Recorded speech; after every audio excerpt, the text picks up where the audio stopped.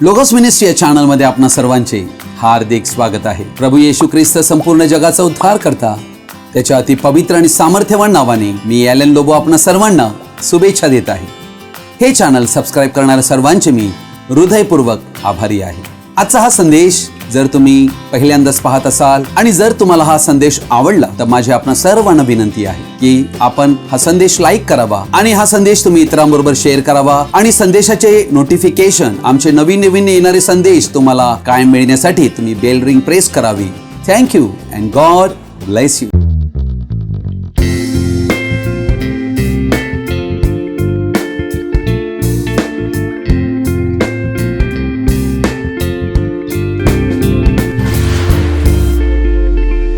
आज आपण एका महत्त्वाच्या विषयाकडे आपलं लक्ष लावणार आहोत आणि त्या विषयाला मी शीर्षक देऊ इच्छितो, देवाची अति पवित्र उपस्थिती आणि आम्हा मनुष्यांचे अपराधीपण। देवाची उपस्थिती आम्हा सर्व मनुष्यांसाठी किती महत्त्वाची आहे आणि आम्हा मनुष्यांच्या जीवनामध्ये पापामुळे देवाच्या उपस्थितीतून आम्ही कसे वेगळे झालेलो आहोत आणि पाप आमच्या जीवनात कशा प्रकारे राज्य करू इच्छिते, देवापासून आम्हाला विभक्त करू इच्छिते, या सर्व गोष्टीवर आज आम्ही आमचं लक्ष लावणार आहोत। म्हणून आपणातील प्रत्येकास माझी विनंती आहे की आजचा हा संदेश आपण सर्वजणांनी आवर्जून शेवटपर्यंत पाहावा। God bless you. उत्पत्तीच्या 3 अध्यायातल्या 8व्या वचनात, यानंतर शिळोपाचा वारा सुटला असता परमेश्वर देव बागेत फिरत होता, त्याचा आवाज त्यांस ऐकू आला, तेव्हा परमेश्वर देवाच्या दृष्टी पडून आदम व त्याची स्त्री बागेतील झाडात लपली। प्रभू या वाचलेल्या पवित्र वचनावर आपला आशीर्वाद देव आणि आम्हा सर्वांना या वचनांद्वारे आशीर्वादित करो, आमीन। प्रियजन हो, देवाने आदम आणि हव्वा यांना आपल्या प्रतिरूपात बनविले होते आणि आम्ही ही गोष्ट पाहत आहोत की आदम आणि हव्वा यांच्या बरोबर देवाची फार जवळीकता होती आणि असं नातं त्यांचं होतं। आदम आणि हव्वा यांच्या जीवनात काय गोष्ट घडली, जे मनाई केले होते ते फळ त्यांनी खाल्ले। आता त्यांना कळलेलं आहे त्यांची पापमय स्थिती, कारण त्यांचे डोळे उघडलेले आहेत आणि त्यांना कळले की ते नग्न आहेत आणि त्यांची लाज सर्व उत्पत्तीपुढे उघडी झाली आहे हे त्यांना कळले।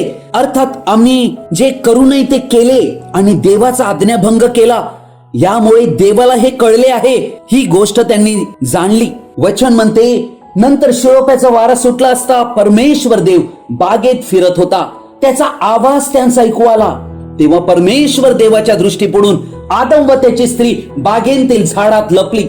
तेव्हा परमेश्वर देवाने आदमास हाक मारून म्हटले, तू कुठे आहेस?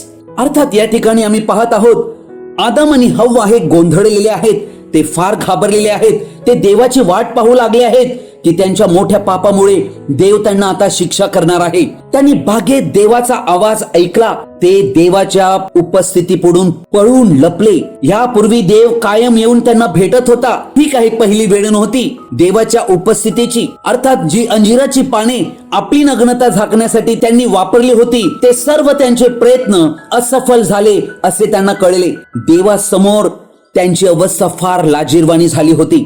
परंतु पाप आल्यानंतर आम्हाला ही गोष्ट आढळते की आदम आणि हव्वा दोघे देवाच्या उपस्थितीपासून दूर पळालेले आहेत। ते देवाच्या उपस्थितीत येऊ इच्छित नव्हते। पाप त्यांना अडवित होते देवाच्या उपस्थितीत जाण्यापासून आणि म्हणूनच ते त्या बागेतल्या झाडात लपलेले आहेत। पण किती वेळ ते लपणार? देव आदमाला हाक मारत गेला, आदमा तू कुठे आहेस? अर्थात ही वाणी म्हणत होती, तू कुठे आहेस? ही वाणी काही रागीट नव्हती, तर दुःखाने कासावीस झालेल्या पित्याच्या हृदयातून एक रडण्याची ही वाणी होती, कारण आदम हरवल्याचे देवाला कळले। परंतु ही वाणी त्यांना त्यांच्या पापाबद्दल कबुली द्यावी यासाठी होती। ही देवाची वाणी हरवलेल्या मनुष्याचा शोध करीत होती, कारण देवासमोर ही त्यांची जिम्मेदारी होती।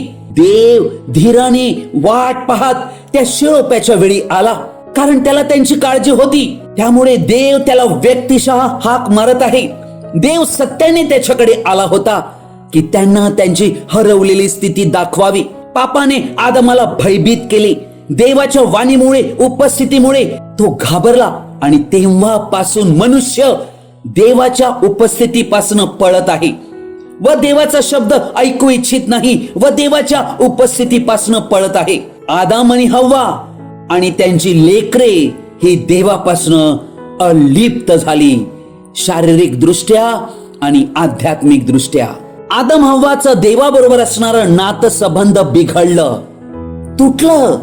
पण देवाचं प्रेम त्यांच्यावरील थोडेही कमी झाले नाही. मनुष्यांना पुन्हा आपल्या उपस्थितीत आणण्यासाठी देवानी त्यांना पुनर्स्थापित करावे म्हणून मुक्तीच्या कार्याला आरंभ केला. ही योजना त्याने उत्पत्ती करण्यापूर्वीच आखली होती. अर्थात देव सर्व काही अगोदरच जाणत होता, म्हणूनच तर तो देव आहे. व ते घडण्यास देवाने अनुमतीही दिली, यासाठी की देवाचा संकल्प पूर्णतेस जावा. देव आमचा शोध करत आहे. देवाच्या उपस्थितीत आम्हाला येण्यासाठी आमच्या जीवनातील पापे आम्हाला अडवित आहेत आणि या पापामुळे आम्ही देवाच्या उपस्थितीत जाऊ इच्छित नाही. पापांचा प्रश्न सोडविल्याशिवाय देवाच्या उपस्थितीत कोणीही येऊ शकत नाही. आणि आम्हा सर्व मनुष्यांच्या पापांचा प्रश्न येशू ख्रिस्त, जो देवाचा कोकरा, जगाची पापे हरण करणारा देवाचा कोकरा, त्याने हा प्रश्न सोडविलेला आहे. इफिस्करास पत्राचा पहिला अध्यायाचं 7वं वचन म्हणते, त्याच्या कृपेच्या समृद्धीप्रमाणे त्या प्रियकराच्या ठाई, कोण हा प्रियकर? ख्रिस्त येशू, त्याच्या ठाई त्याच्या रक्ताच्या द्वारे खंडणी भरून मिळविलेली मुक्ती. येशूने आमच्यासाठी स्वरक्ताची किंमत मोजली, ज्याला म्हणतात खंडणी भरली. खंडणी भरून मिळविलेली मुक्ती म्हणजे आपल्या अपराधांची क्षमा आपल्याला मिळाली आहे.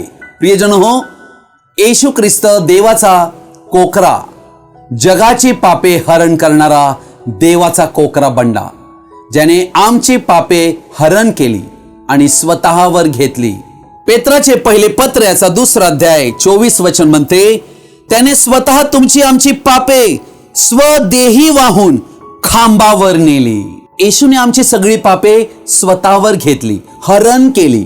लक्षात घ्या, आणि स्वतःवर घेतली, यासाठी की आपण पापाला मेलेले होऊन सदाचरणासाठी जगावे. त्याला बसलेल्या माराने तुम्ही निरोगी झाले आहात. अर्थात येशूने आमच्यासाठी काय केले हे वचन आम्हाला ओळख देत आहे. तो मेल्या कारणाने काल्वरी ही आज आम्हा सर्वांसाठी एकमेव वेदी आहे.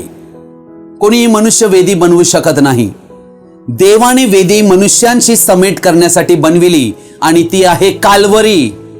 काल्वरीवर ख्रिस्त येशूचे अर्पण झाले. आम्ही जे पापी व्यक्ती आहोत आणि देव अति पवित्र आहे, आमच्यामध्ये बलिदान असायला हवं.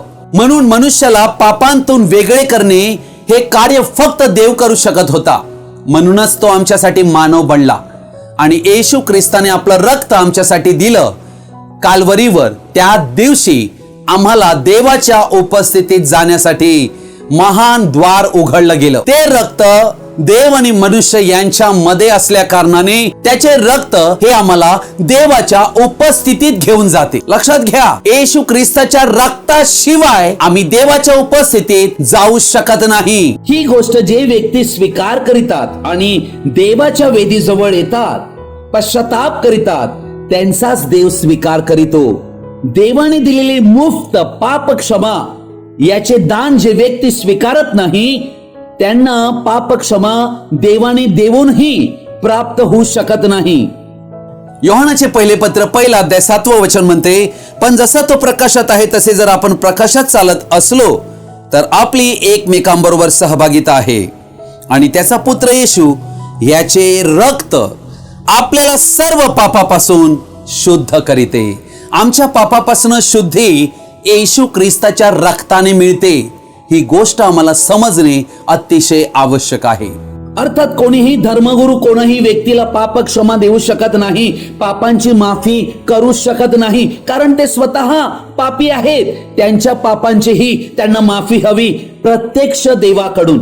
जो देव आमच्या सर्व पापांचा हिशोब त्याच्याजवळ बाळगतो आणि एकमात्र तोच या विश्वात व्यक्ती आहे जो आमची पापे पुसूही शकतो. जर आमची पापे पुसली गेली तर आमच्या पापांचा प्रश्नच राहत नाही.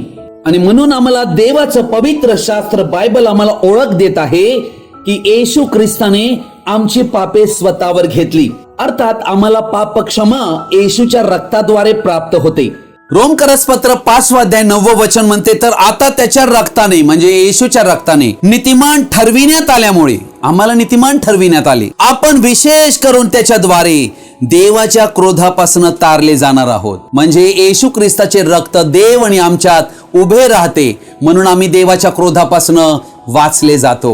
येशू ख्रिस्ताने केलेल्या बलिदानाद्वारे नवा करार केला आणि आमच्यासाठी द्वार उघडले की आम्ही देवाच्या उपस्थितीत डायरेक्ट म्हणजे प्रत्यक्षात जाऊ शकतो. आज तुम्ही आणि आम्ही देवाच्या कृपेच्या राजासनाजवळ आम्ही पूर्ण धैर्याने जाऊ शकतो. परमपवित्र स्थानात जाण्यासाठी फक्त प्रमुख याजक एकच वर्षातनं एकदाच जाऊ शकत होता आणि कोणीही याजक परमपवित्र स्थानात जाऊ शकत नव्हते, कारण देवाची उपस्थिती त्या ठिकाणी होती. तेथे कोणी याजक मरणही पाहू शकत होता, कारण ती पवित्र उपस्थिती त्यात कोणीही मनुष्य जाऊ शकत नव्हता. इब्री लोकसपत्र 13 अध्याय 12 वचन म्हणते, म्हणून येशूनेही स्वरक्ताने म्हणजे आपल्या स्वतःच्या रक्ताने लोकांना पवित्र करावे म्हणून वेशी बाहेर मरण सोसले. येशू ख्रिस्ताला यरुशलेमच्या वेशी बाहेर ठार मारण्यात आले, ज्या स्थळाला म्हणतात गोलगोथा. तेथे येशू ख्रिस्ताला खिळण्यात आले आणि येशूच्या रक्ताने आम्हाला पवित्र केलेले आहे. इब्री लोकसपत्र 9 अध्याय आणि 12 वचन म्हणते, आणि बकरे आणि वासरे यांचे नव्हे तर स्वतःचे रक्त अर्पण करून एकदाच परम पवित्र स्थानात गेला आणि त्याने सार्वकालिक मुक्ती मिळविली, मोक्ष मिळविला. प्रियजन हो, मानव जातीसाठी मोक्ष मार्ग या विश्वात एकच व्यक्ती देऊ शकतो आणि तो आहे प्रभू येशू ख्रिस्त. प्रेषितांची कृत्ये 4 अध्याय 12 वचन म्हणते, आणि तारण दुसऱ्या कोणाकडून नाही, कारण जेणेकरून आपले तारण होईल असे दुसरे कोणतेही नाव आकाशाखाली मनुष्यामध्ये दिलेले नाही. एकच नाव मनुष्यामध्ये दिलेलं आहे या पृथ्वीवर आकाशाखाली, आणि ते नाव आहे प्रभू येशू ख्रिस्त, ज्या नावाने प्रत्येक मनुष्याने गुडघा टेकावा आणि प्रत्येक जिव्हेने कबूल करावे, येशू ख्रिस्त हाच प्रभू आहे.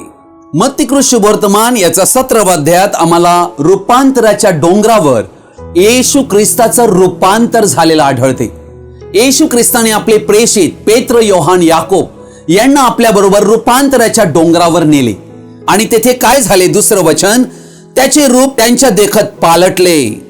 अर्थात येशू ख्रिस्त मानव स्वरूप घेऊन आला होता, परंतु येशू ख्रिस्त आहे कोण नक्की हे त्यांना अजून माहित नव्हते. येशू ज्या वेळेला डोंगरावर एकांती त्यांना घेऊन गेला तेव्हा त्याने आपल्या स्वतःचं मानव वस्त्र काढलं आणि तो आतून कोण आहे हे त्याने आपल्या स्वतःला प्रगट केलं. त्याचे मुख सूर्यासारखे तेजस्वी झाले आणि त्याची वस्त्रे प्रकाशासारखी शुभ्र झाली. येशू ख्रिस्ताची उपस्थिती ज्या वेळेला त्यांना कळली की येशू ख्रिस्त हा देव आहे, त्याचं रूप पालटलं, अतिशय प्रकाशमय तो झाला आणि त्या उपस्थितीत स्वर्गातनं वाणी आली. त्या वेळेला ती वाणी ऐकून ते घाबरले, अतिशय भयभीत झाले. हे ऐकून शिष्य पालथे पडले व फार भयभीत झाले. देवाची उपस्थिती अतिशय पवित्र उपस्थिती आहे. पापी मनुष्य त्या उपस्थितीत कसा उभा राहू शकतो? प्रत्येक व्यक्तीमध्ये खोल इच्छा असते की त्याने देवाच्या उपस्थितीत असावे, जेथे देव आहे तेथे मी असावी. अर्थात देवाने तसे आम्हा मनुष्यांना बनविले आहे व ती इच्छा पूर्ण होत नाही जिथपर्यंत तुम्ही आणि आम्ही त्याच्या उपस्थितीत जात नाही. अर्थात देवाच्या उपस्थितीत जावे ही मनुष्याची फार मोठी गरज आहे व आमच्या जीवनाचा आनंद देवाच्या उपस्थितीत लपलेला आहे. प्रियजनो, आम्हाला ही गोष्ट समजणे अत्यंत आवश्यक आहे की देवाने मनुष्यांना देवाची भक्ती करण्यासाठी बनविले. अर्थात मनुष्य स्वतः ठरवितो की त्याने कोणाची भक्ती करावी. अर्थात देव कोण याची तहान त्याच्यामध्ये असते. इस्रायल लोकांनी अरण्यामध्ये वासराची मूर्ती बनविली आणि त्याच्या पायी पडले व त्याची भक्ती केली. आज या जगात स्त्री पुरुष हे आजही शोध करीत आहेत कसली तरी कशाची तरी भक्ती करावी. अर्थात प्रत्येक व्यक्ती हा भक्त आहे, पाप्यांतला पापीही. तो कदाचित पैशाचा भक्त असू शकतो किंवा लैंगिक इच्छेचा भक्त असू शकतो, राजकारणाचा भक्त असू शकतो, पदाचा मानाचा लोभिष्ट असा भक्त असू शकतो, परंतु तो भक्त आहे. प्रियजन हो, आम्ही कोणाची भक्ती करीतो? आज या जगात संपूर्ण जग हे मूर्तीपूजक आहे. लक्षात घ्या, मूर्तींची उपासना करीत आहे. तुम्हाला आणि आम्हाला जिवंत देवाची उपासना करण्यास पाचारण करण्यात आलेलं आहे. येशूने काय म्हटले? शमरोनी स्त्री बरोबर बोलताना योहान 4:24 मध्ये येशूने म्हटले, देव आत्मा आहे आणि त्याच्या उपासकांनी त्याची उपासना आत्म्याने व खरेपणाने केली पाहिजे. 23 वचन म्हणते, तरी खरे उपासक, बघा देवाला खरे उपासक पाहिजेत, आत्म्याने व खरेपणाने पित्याची उपासना करतील अशी वेळ येत आहे, किंबहुना आलीच आहे. कारण आपले उपासक असे असावे अशीच पित्याची इच्छा आहे. काय तुम्ही त्या जिवंत देवाचे उपासक आहात? काय तुमचे नाते त्या जिवंत देवाबरोबर जोडले गेले आहे? काय तुम्ही त्याच्या उपस्थितीत कधी अनुभव घेतला आहे? हे सर्व प्रश्न आमच्या जीवनात अतिशय महत्वाचे आहेत. यशाचं पुस्तक याचा 6वा अध्याय याचं वचन 1 ते 9 मी आपणा पुढे वाचत आहे. उज्जिया राजा मरण पावला त्या वर्षी प्रभूस उच्च स्थळी असलेल्या उच्च सिंहासनावर बसलेले मी पाहिले. त्याच्या जग्याच्या सोग्यांनी मंदिर व्यापून गेले होते. त्याच्या भोवताली सराफीम उभे होते. त्या प्रत्येकाला 6 पंख होते. दोहोंनी तो आपले तोंड झाकी, दोहोंनी आपले पाय झाकी व दोहोंनी उडे. ते आळीपाळीने उच्च स्वराने म्हणत, पवित्र पवित्र पवित्र सेनाधीश परमेश्वर, अखिल पृथ्वीची समृद्धी त्याचे वैभव होय. घोषणा करणाऱ्यांच्या या वाणीने उंबरटे हालले व मंदिर धुराने भरले.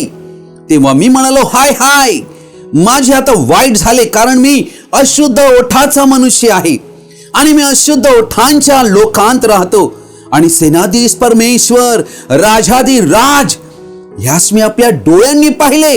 मग एक सराफ दूत वेदीवरील इंगळ चिमट्याने हाती घेऊन मजकडे उडत आला. तो माझ्या ओठास लावून त्याने म्हटले, पहा, याचा स्पर्श तुझ्या ओठास झाला म्हणून तुझा दोष दूर झाला आहे, तुझ्या पापांचे प्रायश्चित्त झाले आहे. हे वचन अतिशय प्रभावशाली वचन आहे. अर्थात अति पवित्र देवाच्या उपस्थितीमध्ये यशया नावाचा जो व्यक्ती आहे तो स्वतः पापी असल्याचं त्याला ओळख पटलेली आहे. आम्हाला असे वाटू शकते की मी फार चांगला व्यक्ती आहे, परंतु देवाच्या उपस्थितीत गेल्यावर मनुष्याला कळते की तो किती पापी आहे. अर्थात या ठिकाणी आम्ही पाहत आहोत की यशया नावाचा एक संदेष्टा ज्या वेळेला त्याला देवाने पाचारण केले आणि त्यावेळेला त्याच्या जीवनामध्ये अद्भुत बदल घडला.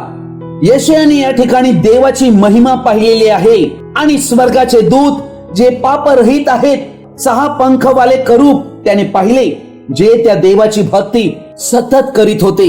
हे पाहताच तो म्हणाला की मी मेलोच, कारण मी अशुद्ध ओठाचा असा व्यक्ती आहे. अर्थात एक पवित्र व्यक्तीला तो अपवित्र असल्याचा अनुभव आला. अर्थात ज्या व्यक्तींनी आपले पाप देखील स्वीकारली नाही अशा व्यक्तींचं काय होईल? प्रियजन हो, ज्यांना आपल्या पापाविषयी काहीच माहिती नाही, ते आपली पापेही स्वीकारित नाहीत, त्या पापाविषयी ते कधी पश्चातापही करीत नाहीत, अशा कठोर हृदयाच्या मनुष्यांचे काय होईल? पापांचा प्रश्न सोडविल्याशिवाय देवाच्या उपस्थितीत कोणीही येऊ शकत नाही. आणि आम्हा सर्व मनुष्यांच्या पापांचा प्रश्न येशू ख्रिस्त जो देवाचा कोकरा, जगाची पापे हरण करणारा देवाचा कोकरा, त्याने हा प्रश्न सोडविलेला आहे. एक पश्चाताप करणाऱ्या पाप्याला माहित आहे की येशूच्या रक्ताचे बलिदान त्याच्या स्थानी उभे आहे व ते रक्त त्याच्यासाठी प्रायश्चित्त म्हणून देण्यात आलेले आहे, जे आमच्यासाठी मध्यस्थी करीत आहे. कारण त्यांनी देवाच्या सामर्थ्याचा अनुभव घेतला आहे. त्याचा स्पर्श व त्याची शिक्षा ही ते ओळखतात. आपल्या स्वतःच्या कर्मांनी नाही, तर देवाने ख्रिस्त येशूच्या द्वारे मानव जातीला जो अनुग्रह दिला त्याद्वारे आम्ही वाचलेलो आहोत. यशाने आपले पाप मांडले आणि त्याला कळले की मी अशुद्ध ओठाचा मनुष्य आहे. त्यानंतर त्याची पापापासून सुटका झाली व प्रभूची इच्छा ही आहे की कोण माझ्यासाठी जाईल? तो म्हणाला, मी आहे, मला पाठीव. पापापासून शुद्ध झाला आणि तेव्हा तो सेवा करण्यासाठी सिद्ध झाला.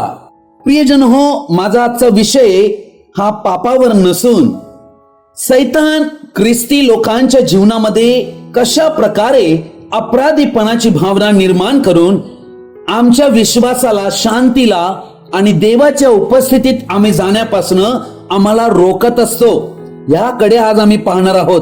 अर्थात आम्ही ज्या वेळेला ख्रिस्ताने आमच्यासाठी केलेले कार्य स्वीकारतो आणि आम्ही ख्रिस्ती बनतो, त्याच्या रक्ताने आम्हाला पवित्र करण्यात येते आणि आमच्या जीवनात ज्या वेळेला सुरुवात होते, तेव्हा हे देवाचं वचन आम्हाला दाखवित आहे की सैतानाचा दोषारोप आमच्या विरुद्ध रात्रंदिवस चालू आहे. त्या सैतानाचे काम हे आहे की आम्हाला आमच्या पापांची आठवण करून द्यावी आणि आम्हाला स्वतःला दोषी ठरवावे. ज्याची क्षमा आम्हाला झालेली आहे तरीही तो आम्हाला दोषी ठरवू इच्छितो.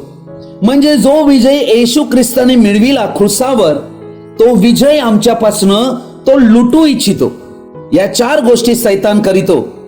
हे तो यासाठी करीतो की येशूच्या रक्ताने आमच्यासाठी जे काम संपविलेले आहे त्याचे महत्व आमच्या जीवनातून नाहीसे करावे. 95% ख्रिस्ती व्यक्तींना त्यांच्या पापांची भावना अर्थात अपराधीपणाची भावना सतावते. अपराधीपण ही फार मोठी समस्या आहे, कारण येथे सैतान कार्य करीतो. तो काय करीतो याचे वर्णन प्रकटीकरणाचं पुस्तक 12 अध्याय याचं 10व्या वचनाचा अर्धा भाग जो आहे शेवटचा, तेथून मी वाचत आहे. कारण आमच्या बंधूंना दोष देणारा, आमच्या देवासमोर रात्रंदिवस त्यांच्यावर दोषारोप करणारा खाली टाकण्यात आला आहे. अर्थात हा कोण दोषारोप करणारा आहे रात्रंदिवस आमच्या बंधूवर? हा स्वतः सैतान आहे. सैतानाला माहित आहे की मी कधी पडलो आहे, कधी चुका केल्या आहेत. त्याला माहित आहे की कसे आम्हाला अपराधीपणा आणावा व कसे आम्हाला विजयांतून बाहेर घालवावे आणि देवाच्या उपस्थितीतून व देवाचे सामर्थ्य जे आमच्या जीवनासाठी आहे त्यांतून आम्हाला कसे बाहेर काढावे, यासाठी सैतान आणि त्याचे दूत रात्रंदिवस आमच्या सभोवती प्रयत्न करीत असतात. अर्थात आमच्याकडनं घडलेले अपराध, पापे, चुका यांच्याशी जणू काही तो गाठ मारून आम्हाला बांधून ठेवतो. मोह, पाप याबद्दल आम्हाला तो दोष देतो. वैवाहिक जीवनात आम्हाला दोषारोप देतो. आमच्या मुलांच्या बाबतीत आम्हाला दोष देतो. आर्थिक बाबतीत आम्हाला दोषारोप देतो. तो सर्व गोष्टींविषयी दोषच देतो, कारण हाच सैतानाचा धंदा आहे. सर्वाधिक ख्रिस्ती व्यक्तींच्या जीवनात अपराधीपण हे फारच मोठे अडखळण आहे, जे त्यांना देवाच्या उपस्थितीपासून दूर ठेवते आणि पापांचे, अपराधांचे गाठोडे यांच्या ओझ्याने त्यांना देवापासून अलिप्त झाल्याची भावना निर्माण करीतो. अर्थात अशा भावना ज्या वेळेला आम्हाला येतात ना, त्यावेळेला आम्हाला असं वाटते की कदाचित हा पवित्र आत्मा, जो देवाचा आत्मा, तो आम्हाला जाणीव करून देतोय. होय, परंतु पवित्र आत्मा आम्हाला पश्चातापाकडेही नेतो. तो केवळ पाप नाही दाखवत, तर आम्ही कायम प्रत्येक पापांबद्दल नेहमी पश्चाताप करावा, ह्याकडे पवित्र आत्मा आम्हाला नेतो. पवित्र आत्मा कधीही आम्हाला दोष देत राहत नाही, तर पापापासून वळविण्यास लावतो. परंतु सैतान आमच्यात असणाऱ्या विचारांच्या द्वारे, भावनेच्या द्वारे आमच्या मनात कार्य करीतो, आम्हामध्ये संशय उत्पन्न करीतो. देवाचं वचन योहानाचे पहिले पत्र 3 अध्याय 21 वचन म्हणते, प्रियजन हो, आपले मन आपल्याला दोषी ठरवित नसेल तर देवासमोर येण्यास आपल्याला धैर्य आहे. म्हणजे देवाच्या उपस्थितीत आम्हाला येण्यासाठी आमच्या मनात कोणत्याही प्रकारची अपराधीपणाची भावना नसावी, तरच आपल्याला देवाकडे जाण्यास धैर्य आहे. तो कानात कुजबुजतो. अपराधीपणा हा सैतानाचा प्राथमिक हल्ला आहे. काय तू देवाची सेवा करू शकशील असे तुला वाटते? तू कसा पडतोय, किती वेळा पडतोय? तुला वाटते का की देव तुला क्षमा करील, की तू परत परत तेच पाप करतोय? तू काही कामाचा नाहीस, तुला हे जमणार नाही, अशा प्रकारचे सर्व विचार सैतान आणतो. हे पवित्र आत्म्यापासून विचार नाही आहेत. देव कधीही तुम्हाला अपराधीपणाच्या भावनेत ठेवू इच्छित नाही आणि तुम्ही काहीच कामाचे नाहीत असेही वाटू देत नाही. हे सर्व सैतान करतोय. हे त्याचे साफळे आहेत, जाळे आहेत. कारण जेव्हा तुम्हाला अपराधीपणा सतावेल तेव्हा तुम्ही विश्वास करू शकणार नाही आणि देव चमत्कार घडविणारही नाही, कारण स्वतःला असे वाटू लागते की मी लायकच नाहीये. अर्थात विश्वासाचा आधारच तो तोडून टाकतोय. तेव्हा तुमच्याने प्रार्थना होत नाही, कारण विश्वास हिरावून नेला आणि अपराधीपणाच्या भावनेने देवाची शांतीही चोरून नेली. सैतान रोज रोज आमच्या मागे लागतो. त्याचा उद्देश येशूच्या रक्ताचे सामर्थ्य आमच्या जीवनातून नाहीसे करावे हा आहे. तो आमचे लक्ष येशूच्या रक्ताच्या सामर्थ्यावरून काढून टाकून आमच्या स्वतःच्या पापांचे आणि चुकांचे आम्हाला यादी तो देतो. आमच्या पापाचे आणि चुकाचे सामर्थ्य किती आहे हे तो दाखवू इच्छितो. प्रियजन हो, जर तुम्ही तुमचे लक्ष तुमच्या चुकांकडेच लावाल तर तुम्ही तेच करीत राहाल. येथे फक्त एकच उत्तर अपराधीपणावर आहे आणि ते म्हणजे देवाचे नीतिमत्व. सैतानाच्या दोषारोपावर एकच उत्तर आमच्या जीवनात आणि आमच्या हृदयात आहे, ते म्हणजे देवाचे स्वतःचे नीतिमत्व.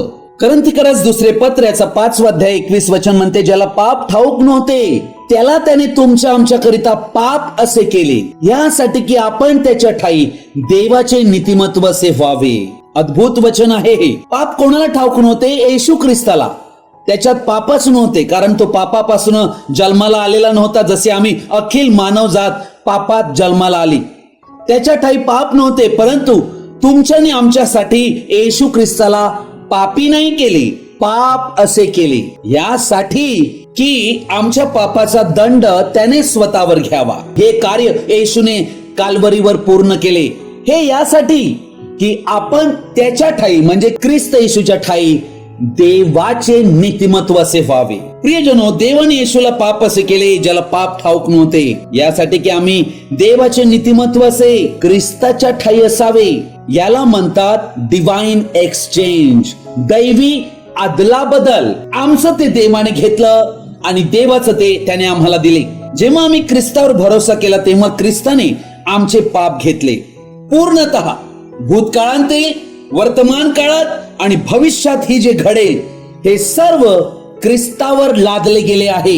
ही गोष्ट आम्हाला समजणे अतिशय आवश्यक आहे.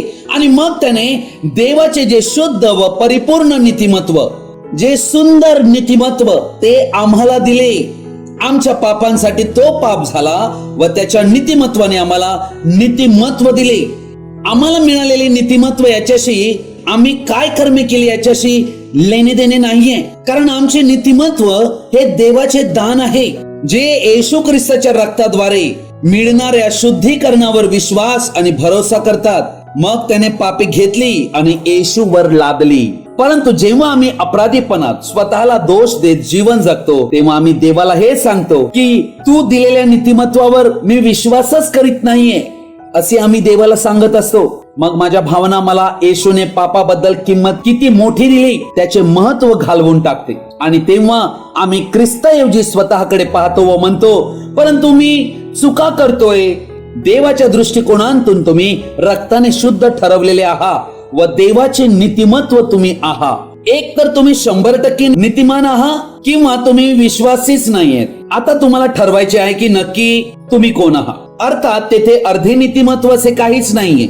एक तर नीतिमत्व मिळविलेले आहात, अन्यथा देवाचे नीतिमत्व मिळविलेले नाही आहात.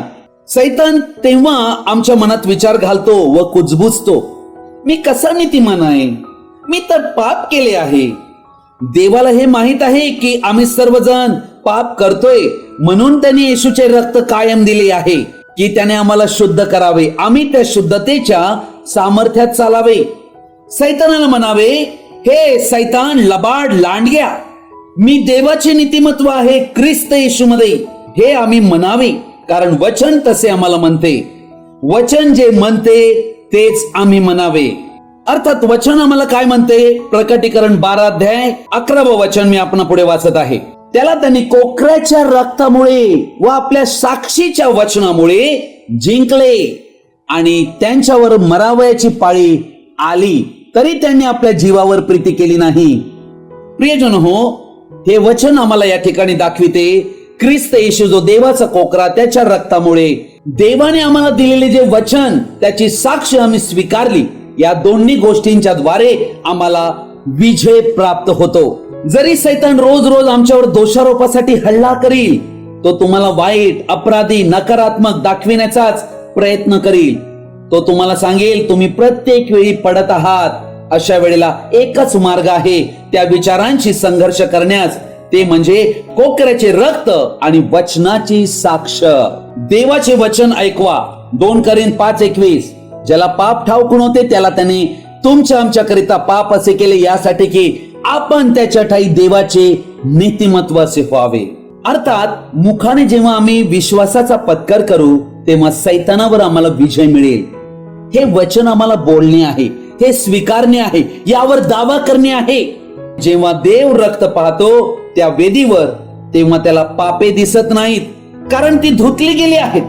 देव येशूच्या रक्ताने आमच्याकडे पाहतो व तो असे पाहतो जसे तो आपल्या पुत्र येशूला पाहतो तसेच आम्हाला पाहतोय.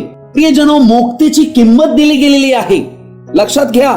म्हणून आम्हाला पापाच्या गुलामीतून सोडविण्यासाठी किंमत दिली आणि याला म्हणतात रिडम्पशन कॉस्ट, मुक्तीची किंमत. यशाचं पुस्तक 43 अध्याय 10 वचन म्हणते, परमेश्वराचे असे म्हणणे आहे की तुम्ही मला ओळखावे, मजवर भाव ठेवावा व मी तोच आहे. माझ्यापूर्वी कोणी देव नव्हता व माझ्या नंतर ही कोणी होणे नाही, हे तुम्हाला समजावे, म्हणून तुम्ही माझे साक्षी आहात. तू माझा निवडलेला सेवक आहेस. मीच परमेश्वर आहे, माझ्याशिवाय कोणी त्राता नाही. मीच तारण विधित केले, प्राप्त करून दिले व समजाविले. तुमच्यामध्ये कोणी अन्य देव नव्हता, म्हणून तुम्ही माझे साक्षी आहात व मीच देव आहे असे परमेश्वर म्हणतो.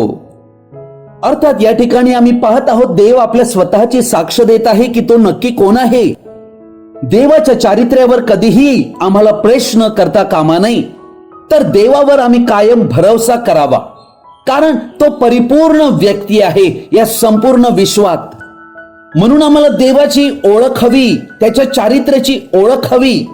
एका व्यक्तीकडे जर बिलाची पावती आहे, जेथे त्याचे 10 लाख रुपयाचे कर्ज भरण्यात आले आहे दुसऱ्या व्यक्तीकडून, तर त्या बिलाची पावती त्याला हे सांगते की तुझे कर्ज फेडण्यात आलेलं आहे, कर्ज समाप्त झाले आहे, तर त्याला किती आनंद होईल. हीच गोष्ट आध्यात्मिकरित्या आहे की आध्यात्मिकरित्या आमच्या पापांचे व्यक्तिगत कर्ज फेडण्यात आले आहे. आम्ही या पृथ्वीवर जन्माला येण्यापूर्वी हे काम स्वतः देवाने आमच्यासाठी व्यक्तिगतरित्या केले आहे.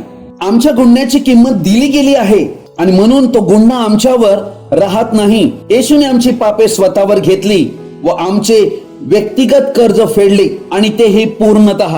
आता आमचे ऋण अर्धवट फेडलेले नाहीये, म्हणून आम्ही अर्धवट अपराधी नाही आहोत. आम्ही त्याने दिलेली पाप क्षमा स्वीकारली असल्याने आता अपराधी लोक राहिलेले नाहीत. देवाच्या या नियमावर आम्ही भरोसा करून आम्ही म्हणतो माझ्या पापाचे कर्ज फेडले गेले आहे, कारण देवाचा शब्द म्हणजे बायबल जे शास्त्रलेख आहे तो म्हणतो त्याने आमची पापे समुद्राच्या खोल डोहात बुडवून टाकली. जर ती समुद्राच्या खोल स्थानी बुडविली गेली तर ती आमच्यावर नाही आहेत. ज्या दिवशी आम्ही पश्चाताप केला त्यावेळी त्या देवाने आमची पापे बुडविली व देव आम्हाला त्याच्या दृष्टिकोनातून शुद्ध, निर्मळ व पवित्र पाहतो. त्याच्या नजरेत आम्हाला स्वीकारण्यात आले आहे.